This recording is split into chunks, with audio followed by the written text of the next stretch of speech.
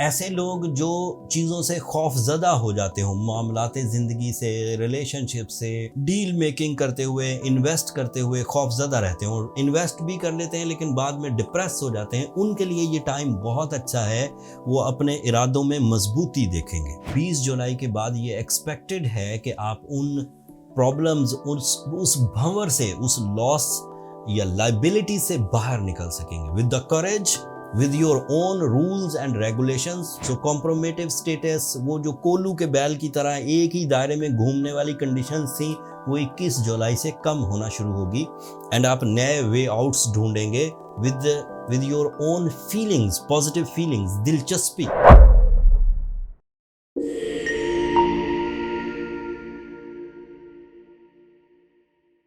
अस्सलाम वालेकुम वर्गोस, मैं हारिस अज़मी, प्रोफेशनल एस्ट्रोलॉजर, आपकी खिदमत में हाजिर हूँ इस हफ्ते की एस्ट्रोलॉजिकल रिसर्चेस के साथ।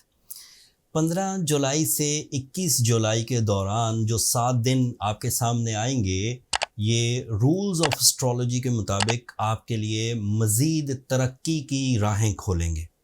2 एस्ट्रोलॉजिकल इवेंट्स हैं इन 7 दिनों में। 20 जुलाई को मार्स आपके लिए आपके 10th एंगल पर आ जाएगा। ये जेमिनी एंगल है। मार्स 2 साल में एक दफ़ा 6 वीक्स के लिए तकरीबन आपके कैरियर एंगल पर से गुज़रता है। इसमें जो जिस्मानी क़ुव्वत है उसके इवज़ कामयाबियाँ मिलती हैं।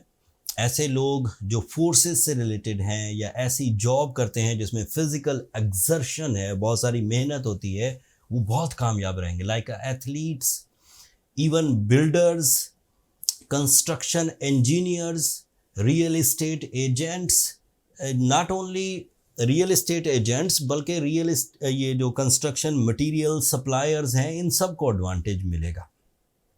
मार्स एक और भी फ़ायदा पैदा करता है। मेरी ये ऑब्जर्वेशन है, मैंने इसे अपने 25 साल में 12 दफ़ा 10th एंगल पर से गुज़रते हुए महसूस किया है, देखा है, अपने क्लाइंट्स पर ऑब्ज़र्व किया है।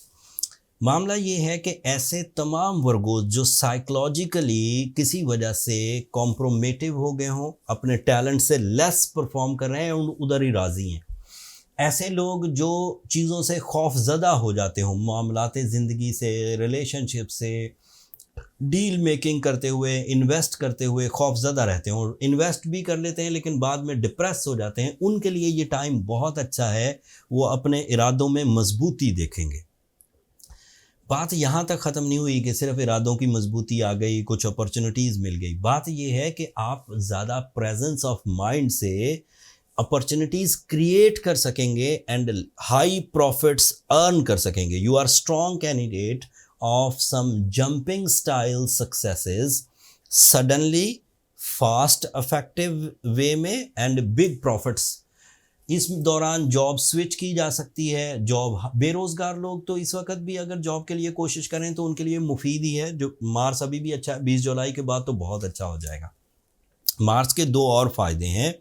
मार्स आपके लिए 3rd एंगल का रिप्रेजेंटेटिव है। आपकी वो जिम्मेदारियां जो फैमिली के लिए आपको निभानी होती हैं, वो जिम्मेदारियां जो अपने कुलीग्स के लिए आपको निभानी होती हैं, अपने बॉसेस के लिए आपको निभानी होती हैं, वो जिम्मेदारियां जो एज अ बिजनेस लीडर आपको डोमिनेटिंग स्किल्स, मैनेजमेंट एबिलिटीज़ या कैप्टन स्किल्स चाहिए होती हैं, वो आपको मुयस्सर आएंगी। फिर इसका तीसरा आखिरी फ़ायदा ये है, Mars is representative of your 8th angle. किसी ज़माने में गलत डिसीजंस की वजह से अगर कोई लॉस कर बैठे थे, किसी गलत जगह इन्वेस्ट कर बैठे थे एंड वहाँ से अब निकलने के चांसेस नहीं थे, सो 20 जुलाई के बाद ये एक्सपेक्टेड है कि आप उन प्रॉब्लम्स, उस भंवर से, उस लॉस या लाइबिलिटी से बाहर निकल सकेंगे with the courage, with your own rules and regulations, principles, and साथ ही साथ आप अपने अंदर एक प्लेजर भी फील करेंगे कि मैं उन खराबियों से बाहर आ गया। एंड फिर जारी बात है, आपका कैश फ्लो भी अच्छा होगा। आफ्टर 20th ऑफ जुलाई तो आप नई इन्वेस्टमेंट्स की तरफ भी जा सकेंगे। दूसरी चेंज 21 जुलाई को आएगी। फुल मून होगा एंड आपके 5th एंगल पर होगा। फुल मून 5th एंगल पर बहुत पॉजिटिव हुआ करता है, जज्बात के लिए, रिलेशंस के लिए, आपके मिशंस ऑफ लाइफ के लिए। आपके अंदर ऐसी कैफियत पैदा होती है जिससे आप मज़ीद तरक्की करने की तरफ रुझान पैदा करते हैं। सो कॉम्प्रोमेटिव स्टेटस, वो जो कोल्लू के बैल की तरह एक ही दायरे में घूमने वाली कंडीशंस थी, वो 21 जुलाई से कम होना शुरू होगी एंड आप नए वे आउट्स ढूंढेंगे with your own feelings, positive feelings, दिलचस्पी। एंड ये आपके लिए 2 दिन बड़े डिसीजंस के होंगे। इस दौरान डील्स बनाना, डॉक्यूमेंटेशन करना, मीटिंग्स करना, रिलेशनशिप्स के लिए इक़दामात करना आपके लिए मुफीद साबित होगा। जो पिछले हफ्तों के पॉजिटिव प्लैनेट्स चलते आ रहे हैं उनमें मरकरी आपका रूलिंग प्लैनेट इस वक्त आपके 12th एंगल पर है। ये अगले हफ्ते ये भी पॉजिटिव एंगल पर आ जाएगा। अभी भी अच्छा है लेकिन इस वक्त उसका नॉन मटेरियल सेक्टर अच्छा है, मतलब बुरी आदतों से बाहर निकलना, ख्वाबों का सच होना, आपके मशवरे लोगों के काम आना, या फिर आपके अंदर ही कैलकुलेशन बड़ी एक्यूरेट होना इस वक्त चल रहा है। लेकिन जब ये फर्स्ट एंगल पर आ जाएगा तो ये और ज़्यादा मुफीद हो जाएगा। सूरज आपके लिए इस वक्त 11th एंगल पर है।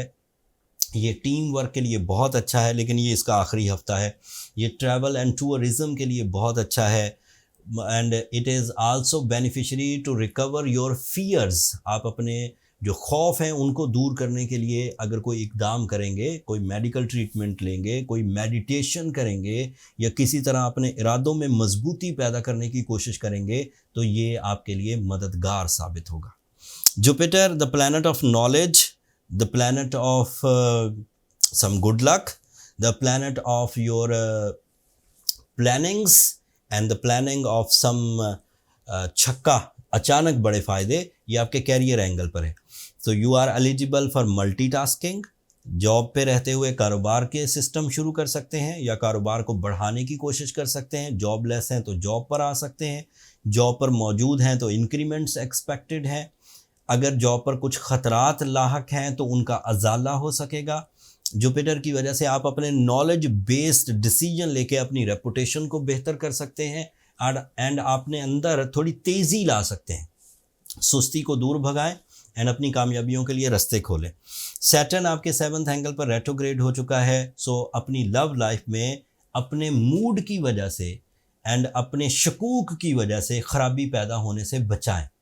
एक्सपेक्टेशन ये है कि सैटर्न की रेट्रोग्रेशन आपके रिलेशनशिप को वीक कर सकती है, कर नहीं पाएगी because otherwise planetary position Venus, full moon, sun and Mercury बहुत अच्छी पोजीशंस पर हैं। बट क्योंकि सैटर्न रेट्रोग्रेड है तो वो कुछ ना कुछ इम्पैक्ट डाल सकता है। अगर आपने मिसमैनेज किया, अनडिसिप्लिन्ड बिहेव किया विद द रिलेशनशिप तो कुछ लॉस भी एक्सपेक्ट किए जा सकते हैं।